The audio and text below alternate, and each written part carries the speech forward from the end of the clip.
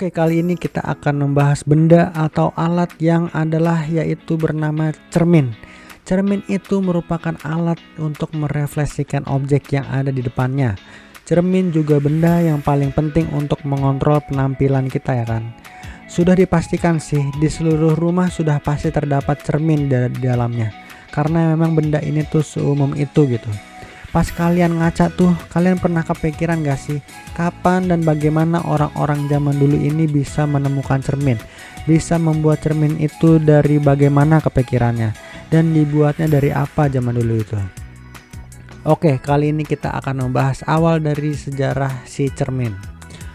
Orang-orang zaman dulu itu sebelum ada cermin, mereka pertama kali melihat pantulan muka dirinya sendiri itu di genangan air, sungai atau danau. Menurut si Dr. J. Henok, orang-orang masyarakat Turki itu membuat cermin yang pertama kali itu dari tanah dan obsidian yang dipoles jadi kaca vulkanik. Dan itu mereka buat di tahun 8000 tahun yang lalu atau 6000 tahun sebelum Masehi. Selanjutnya, cermin mulai dibuat dari perunggu oleh bangsa Mesir kuno. Pada masa itu, cermin mulai berbentuk bulat dan dihiasi ornamen.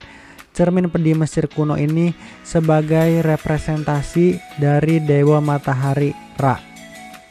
Lalu 1000 tahun kemudian cermin dari polesan batu muncul di Amerika Tengah dan Selatan. Sementara itu, Cina awalnya membuat cermin dari paduan timah dan tembaga yang menghasilkan cermin yang halus dan pantulan yang sangat indah dan beautiful. Cermin pada masa itu juga sangat mahal dan cermin pada saat itu juga sangat berat. Akibatnya ukurannya dibuat menjadi sangat kecil karena agar tidak pegel.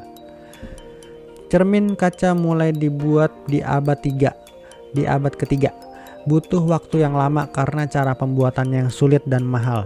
Hingga akhirnya pada masa Renaissance di Eropa, cermin dibuat dengan melapisi kaca dengan timah dan amalgam merkuri. Sementara itu, setelah eksperimen yang panjang, di abad ke-16 para perajin cermin di Venezia mulai menyempurnakan racikan cermin kaca. Mereka juga mulai membingkai cermin mirip kayak cermin yang sekarang pada masa ini. Venezia jadi pusat pembuatan cermin pada saat itu dan tempat terkenal untuk mencari cermin dan renda. Bahkan cermin jadi bagian yang penting bagi ekonomi di Venezia. Selain di Venezia, pabrik cermin yang terkenal di Prancis juga ada, bernama Saint-Gobain, juga membuat cermin, tapi hanya orang kaya yang mampu membelinya. Setelah Venezia dan Prancis, baru di tahun 1835, ahli kimia Jerman bernama Justus von Liebig membuat cermin kaca perak yang membuat cermin jadi lebih tipis, yang akhirnya cermin bisa diproduksi massal dan pertama kalinya bisa dibeli oleh umum, yang sebelumnya hanya orang-orang kerjaan yang sanggup membelinya ya kan. Tapi dari cerita semua cermin, awal sejarah cermin itu, semua dari hikmahnya dari cermin ditemukan, ada orang atau sekelompok orang yang tidak senang di dunia ini karena adanya cermin. Contohnya orang-orang dari Biami yang ada di Papua Nugini. Suku mereka itu malah ketakutan dengan melihat pantulan mereka sendiri di cermin. Mereka malah menyesal dengan ditemukannya cermin, yang sehingga mereka bisa melihat pantulan muka mereka sendiri yang membuat mereka malah ketakutan gitu. Jadi itulah sejarah singkat dari asal usul dari cermin.